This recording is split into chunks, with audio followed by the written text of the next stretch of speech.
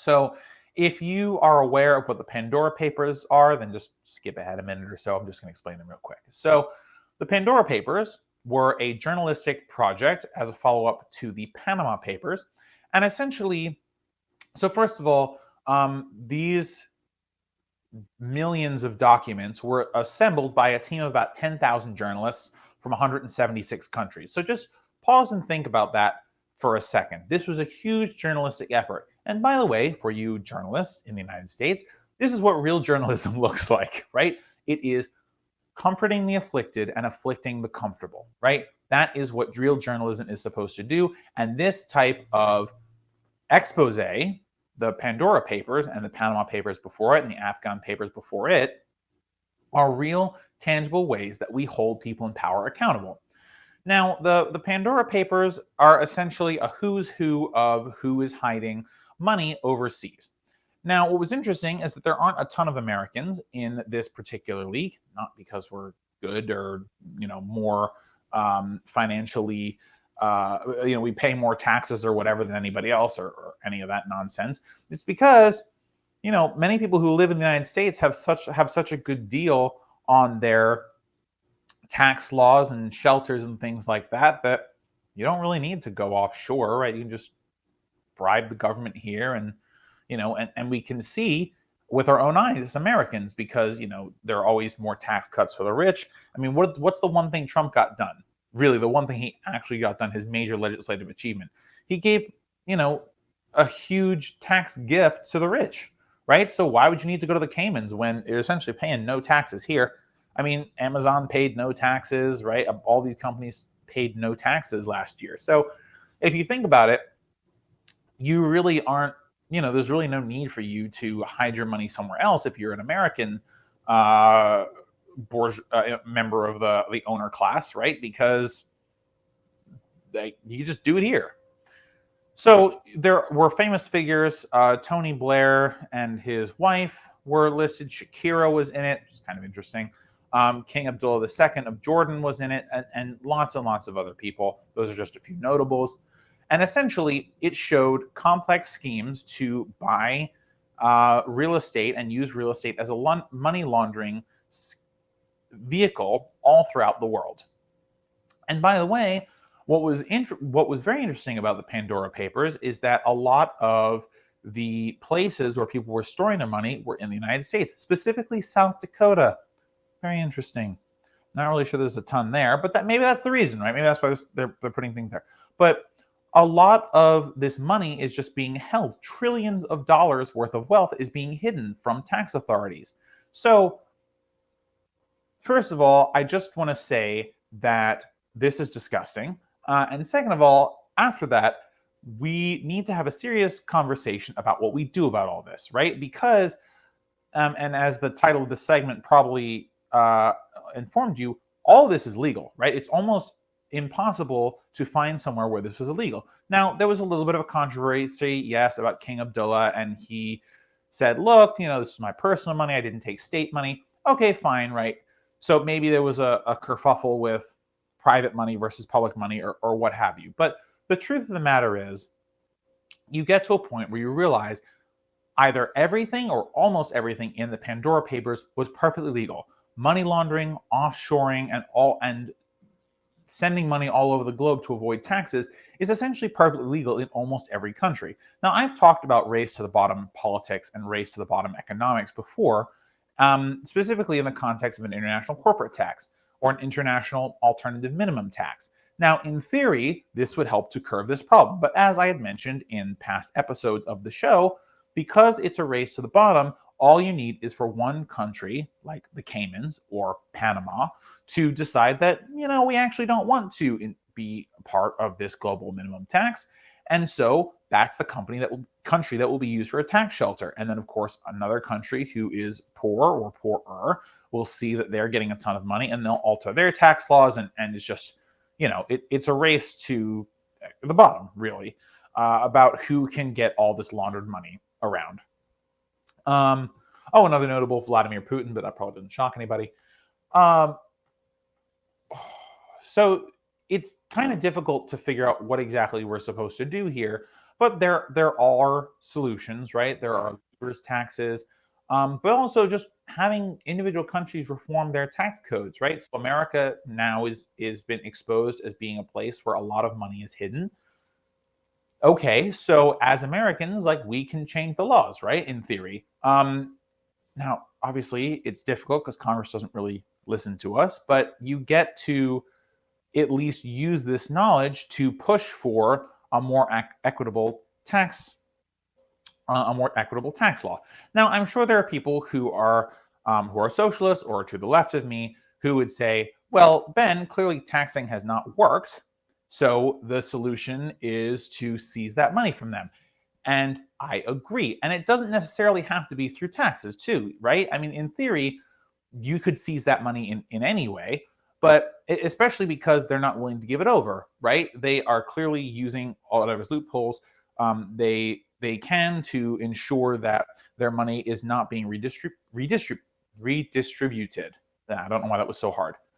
The other thing, and it's a fair argument, which is to say, well, just taxing rich puts the money back in the hands of the government, who we have seen time and time again does not use that money for good ends, right? So obviously, in the United States, we spend a gazillion dollars on our military budget every year, but we're having these ridiculous arguments about how half of our military budget per year for 10 years concerning infrastructure is a bridge too far. No puns intended. So I get it. It's difficult to say, well, we should just give the money to the government because the government will execute redistributive policies.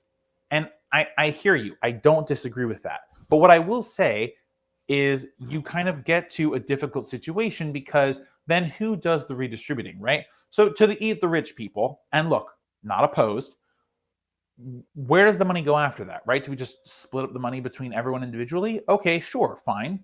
Sounds like a great solution. But then who gets it, right? And not only who gets it, who does the redistribution and who watches them to make sure that they're not pocketing large sums of this money and becoming a newfound bourgeois class, right? So I advocate for tax the rich because one, in the United States, obviously it's very democratizing because we've essentially commodified elections here. But two, because sure, I don't really trust the government either all the way, right? Blind trust and what have you, trust but verify, as Reagan would say. But who else has the resources and the people power to actually effectuate this redistribution, right? It just seems like there isn't a good answer there except for government. So as flawed as government is, right? Obviously, look, in order to even get these tax the rich stuff done, we'd have to fundamentally change government anyway. So I put to you that maybe by the time we have changed the system enough that we're even talking about the rich paying their fair share or paying most of their money or maximum wages, or maximum compensation allowances and wealth taxes and things like that. Once we've retooled the government that we're actually having conversations about those things and we're actually doing those things, then sure, at that point I would trust the government enough to do the redistribution, right? But and the government would could then be actually talking about redistribution. But that's not the world we live in right now. So we have to take the information coming to us from the Pandora Papers. We obviously have to put pressure on lawmakers around the world to ensure that national budgets, right, are not being funded by dirty money. In the United States, where we know that real estate is a huge vehicle for laundered money, we have to make sure that we are not participating in that to the extent that we are able to prevent that. We need to make sure that vacant properties are taxed, right? Because people are building these huge developments and then no one lives in them. Meanwhile, we have 500,000 people on the streets in this country. And now the eviction moratorium is up. We might have a lot more people on the streets in this country. So, and by the way, that doesn't even count for all the homeless people and displaced people in other countries. So, I think it's very important for us to to think about all of this and to use this to pressure people, right? So King Abdullah II right now, he's under pressure because of the revelations here. Putin has kind of waved this aside, but that's just him. It's what he does, right? The Blair family, Tony Blair and his wife. Okay, maybe we can put some pressure on them. Shakira. First of all, Shakira, not that you're watching this, but what are you doing? Come on. Come on. You're better than this. In the words of Stephen Colbert, your hips may not lie, but your accountants do. Your lawyers do. So at the end of the day, the Pandora Papers, like the Panama Papers before them, show us truly who's running this world. And look, this isn't about we're not getting into conspiracy theories and things, but clearly the people with the most money have the most flexibility about where to bring that money and about how to operate with that money. And look, to the libertarians out there, look, we already got open borders, right? So all this money, it just flows. This money flows. There's no taxes anywhere. So we can change that, right? We can make it so that if money is leaving the country for any reason, it gets taxed. And it can be taxed at a huge amount, right?